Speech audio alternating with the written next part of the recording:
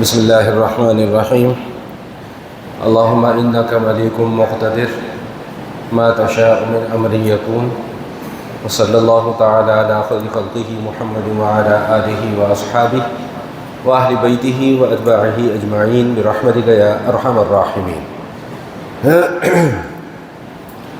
30ویں پارے کے مضامین کے تحت سورۃ البروج کے عنوانات کا حضرات کے سامنے تذکرہ کیا جا رہا تھا۔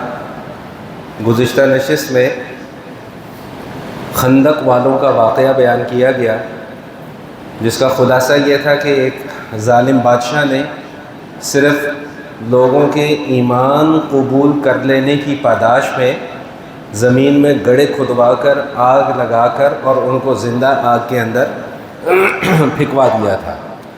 تو اس حوالے سے بات یہ چل رہی تھی کہ قرآن یہ کہتا ہے کہ وَمَا نَقَمُوا مِنْهُمْ إِلَّا أَن يُؤْمِنُوا بِاللَّهِ الْعَزِيزِ الْحَمِيدِ کہ جن لوگوں کو آگ میں پھینکوایا گیا یا ان کے ساتھ جو ظلم کیا گیا، ان کا جرم کیا تھا؟ ان کا جرم صرف یہی تھا نا کہ ایک اللہ پر ایمان لے آؤ اور ایک اللہ کی عبادت کرو۔ اس کے علاوہ تو ان کا کوئی جرم نہیں تھا، کوئی انہوں نے قتل تو نہیں کیا تھا، کوئی چوری تو نہیں کی تھی، کسی کے گھر ڈاکہ تو نہیں ڈالا تھا، یا اور کوئی خرابی تو ان کے اندر نہیں تھی۔ تو صرف ان کا جرم کیا تھا کہ بھئی اللہ کے اوپر ایمان لے آؤ۔ تو اللہ کے اوپر ایمان لانے کی پاداش میں اور توحید کی دعوت دینے کی وجہ سے ان کو آگ میں جلوایا گیا۔ اور یاد رکھیے گا کہ یہ معاملہ صرف اس ایک واقعے کے ساتھ خاص نہیں ہے۔ جب بھی جس کسی بھی موقع پہ جس شخص نے بھی، جس فرد نے بھی لوگوں کو ایمان کی دعوت دی، اس کے ساتھ کوئی نہ کوئی ظلم کا معاملہ کیا گیا۔ 24ویں پارے میں سورہ مومن کے مضامین میں بھی ہم یہ مضمون پڑھ کر آئے ہیں کہ وَقَالَ رَجُلٌ مُؤْمِنٌ مِّنْ آلِ فِرْعَوْنَ يَكْتُمُ إِيمَانَهُ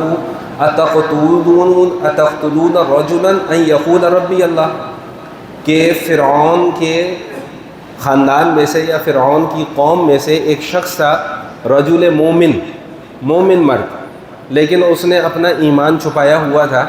تو سیدنا موسیٰ علیہ السلام کی طرفداری کرتے ہوئے اس نے بھی یہی بات کہی کہ اتقتلون رجلا ان یقول ربی اللہ، کہ تم ایک شخص کو صرف اس بنیاد پر قتل کرنا چاہتے ہو کہ وہ کہتا ہے کہ جی میرا رب اللہ ہے۔ وقد جاءکم البینات من ربکم، حالانکہ تمہارے پاس واضح نشانیاں بھی آ چکی ہیں، موسیٰ علیہ السلام کے معجزات بھی آ چکے ہیں۔ تو بالکل اس واقعے میں بھی جیسا کہ میں نے گزشتہ نشست میں بڑی تفصیل کے ساتھ عرض کیا تھا کہ یہ ایک بہت بڑی کرامت ہوئی کہ وہ ایک بچہ جو کسی طریقے سے بھی مر نہیں رہا، جب وہ خود یہ کہتا ہے کہ مجھے اللہ کا نام لے کر مارو گے تو میں مروں گا، تو اس کی اس معاملے کو دیکھ کر ہزاروں لوگوں نے ایمان قبول کر لیا۔ تو یہ ایک واضح دلیل تھی، برہان تھا۔ تو موسیٰ علیہ السلام کی قوم کا فرد بھی وہ کیا کہتے ہیں کہ تمہارے پاس واضح دلائل بھی آ چکے ہیں، اس کے باوجود تم ایک شخص کو صرف دعوت توحید کے جرم میں قتل کرنا چاہتے ہو۔ اور پھر جو آگے اس نے بات کی وہ بڑی زبردست بات کی، اس نے کہا وَإِن يَكُ كَاذِبًا فَعَلَيْهِ كِذْبُهُ، اگر خدا نہ خواستہ یہ جھوٹا ہوگا تو اس کے جھوٹ کا وبال اسی کے اوپر پڑے گا، لیکن اگر یہ سچا ہوا تو تم رگڑے جاؤ گے۔ کوئی بات سمجھ میں آئی کہ نہیں آئی؟ بھئی اگر خدا نہ خواستہ، ایسا تو اول تو ممکن نہیں ہے، لیکن اس نے سمجھانے کے لیے یہ بات کی کہ اگر تم یہ سمجھتے ہو کہ نعوذ باللہ موسیٰ علیہ السلام جھوٹ بول رہے ہیں خدا نہ خواستہ، تو ان کے جھوٹ کا وبال ان کے اوپر پڑے گا۔ کوئی اتنی بڑی بات کیسے کہہ سکتا ہے کہ میں اللہ کا پیغمبر ہوں جبکہ اسے اللہ نے پیغمبر بنایا ہی نہ ہو؟ تو اللہ کے پیغمبر ہونے کا دعویٰ وہی کرے گا جو واقعتاً اللہ کا پیغمبر ہوگا، اور جس پر اللہ کی طرف سے وحی نہ آئے پھر بھی وہ پیغمبری کا دعویٰ کرے تو وہ جھوٹا اور کذاب ہے۔ قرآن کریم میں ایسے شخص کے متعلق کہا گیا کہ سب سے بڑا ظالم وہ شخص ہے کہ جس پر وحی نہیں آتی لیکن وہ یہ کہتا ہے جی مجھ پر وحی آتی ہے۔ لیکن جو اللہ کا سچا پیغمبر ہوگا وہ اپنے ساتھ واضح نشانیاں بھی لے کر آئے گا، معجزات بھی لے کر آئے گا، کتاب لے کر آئے گا، کوئی پیغام لے کر آئے گا۔ تو اس نے کہا کہ اگر یہ خدا نہ خواستہ تم سمجھتے ہو کہ یہ جھوٹے ہیں تو ان کے جھوٹ کا وبال ان پر پڑے گا، لیکن اگر یہ سچے ہوئے تو پھر تم بچنے والے نہیں ہو۔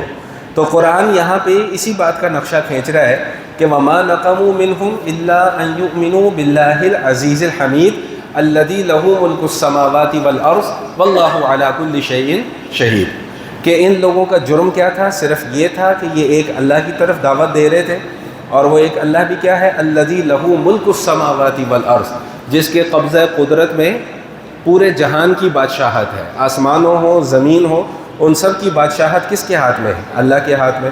اچھا، آپ حضرات کو یاد ہو تو میں نے گزشتہ نشست میں بھی یہ بات عرض کی تھی کہ قرآن کا آپ کوئی ایک مضمون پکڑ لیں، توحید پکڑ لیں، آپ کو سینکڑوں مقامات پر توحید کا مضمون ملے گا، لیکن ہر جگہ پر اس کو بیان کرنے کا انداز مختلف ہوگا۔ کہیں پر اللہ خود اپنی طرف نسبت کر کے توحید کا پیغام بیان فرما رہے ہوں گے، کہیں کسی کی زبانی، جیسے ابھی میں نے موسیٰ علیہ الصلوۃ والسلام کے واقعے کی مثال پیش کی کہ اس رجل مومن کی زبانی اللہ نے توحید کا اعلان کروایا، اور یہاں پہ بھی اللہ اپنی صفت توحید کو خود سے بیان فرما رہے ہیں۔ تو جس جگہ پر بھی آپ پڑھیں گے، آپ کو ہر جگہ پہ انداز جو بیان کرنے کا ہوگا وہ آپ کو مختلف ملے گا۔ تو کیا فرمایا کہ وما نقموا منہم الا ان یؤمنوا باللہ العزیز الحمید، کہ ان کا جرم کیا تھا؟ ان کا جرم صرف اور صرف یہ تھا کہ یہ ایک اللہ کی طرف دعوت دے رہے تھے جو کہ عزیز بھی ہے، جو کہ حکیم بھی ہے۔ الذی لہ ملک السماوات والارض واللہ علی کل شیء شہید، وہ جس کے ہاتھ میں، جس کے قبضہ قدرت میں آسمانوں اور زمینوں کی بادشاہت ہے، اور وہ ہر چیز پر گواہ ہے، ہر چیز پر۔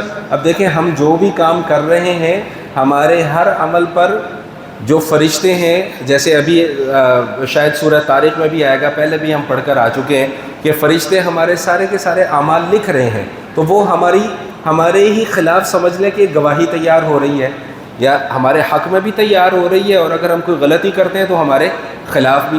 تو اللہ ادھر فرما رہے ہیں کہ اللہ تعالیٰ خود تمہارے اوپر گواہ ہے، یعنی اگر اللہ تعالیٰ اسباب سے ہٹ کر ان ساری چیزوں کو ختم بھی کر دے تو کل قیامت والے دن اللہ تعالیٰ کو فیصلے کرنے میں کسی گواہی کی ضرورت نہیں ہے، کیونکہ اللہ خود گواہ ہے، اللہ خود دیکھ رہا ہے کہ ہم کیا کر رہے ہیں۔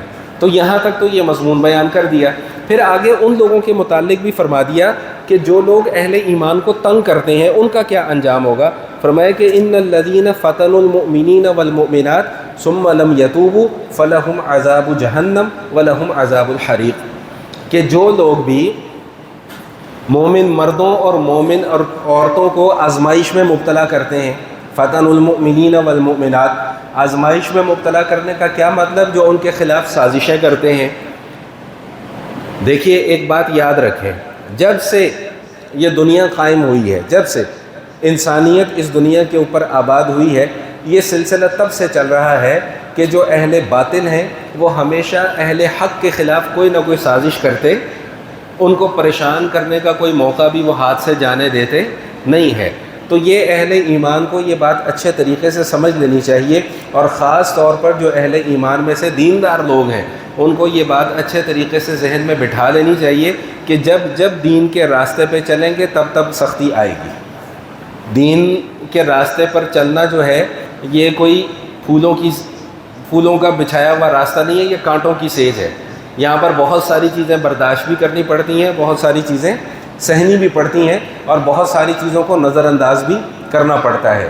لیکن جو لوگ یہ حرکتیں کرتے ہیں، جو اہل ایمان کے معاملات میں رکاوٹیں ڈالتے ہیں، نیک لوگوں کے کام میں رکاوٹیں ڈالتے ہیں، ان کے متعلق اللہ نے فرما دیا کہ ثم لم یتوبوا، اپنی ان حرکتوں سے باز بھی نہ آئے اور توبہ بھی نہیں کی، تو فلہم عذاب جہنم ولہم عذاب الحریق، تو ان کے لیے جہنم کا عذاب ہے اور ان کے لیے جلانے والا عذاب ہے۔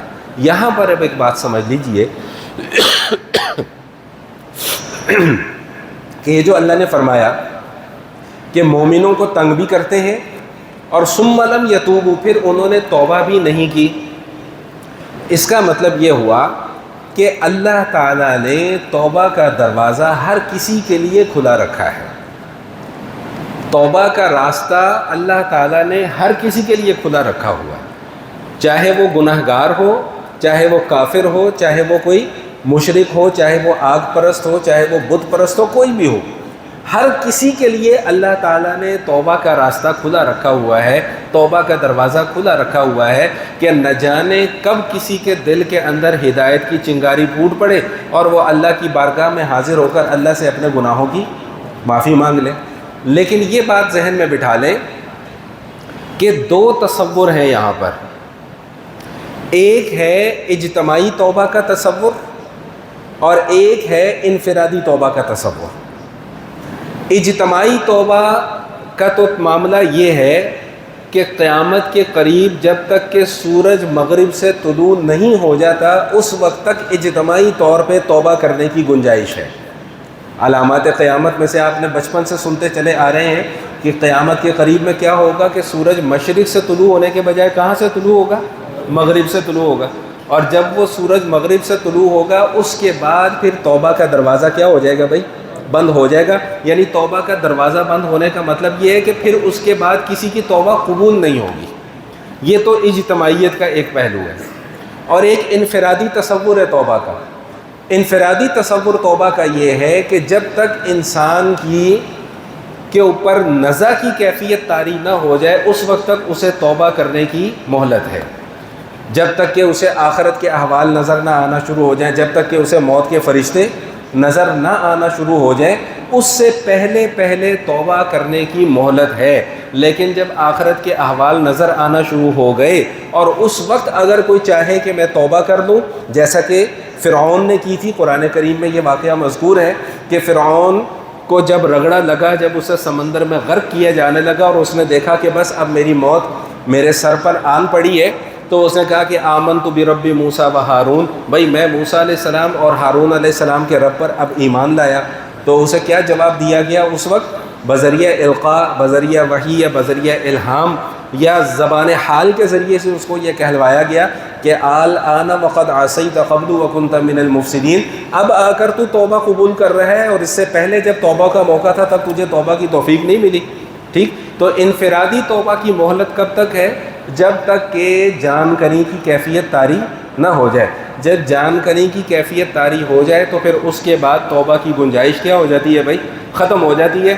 اس حالت میں پھر جس کی موت آ جائے گی نا جی، اگر تو وہ ایمان کی حالت میں مرا تو وہ مومن، اگر وہ خدا نخواستہ کفر کی حالت میں مرا تو وہ کافر، اگر وہ گناہ کی حالت میں مرا تو گناہ گار.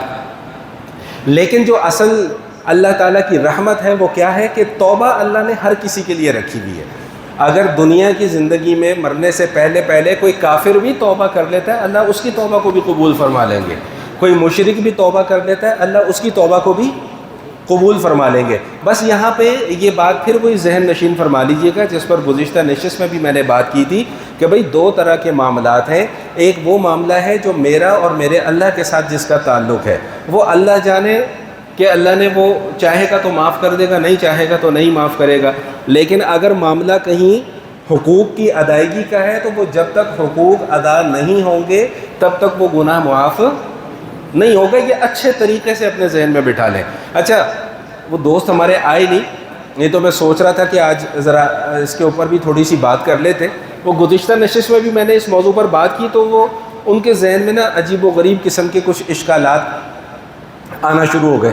گھر بعد میں بیٹھے تو چائے شائے پی رہے، جی یہ آپ نے ایسے کیسے کہہ دیا کہ 2 نمبری کر کے کوئی حج پہ چلا گیا تو کوئی عمرے پہ. میں نے یہی بات کہی تھی نا جی کہ اگر کوئی 2 نمبری کر کے حج کرنے چلا گیا یا عمرہ کرنے چلا گیا تو بھائی جانے دو اس کو.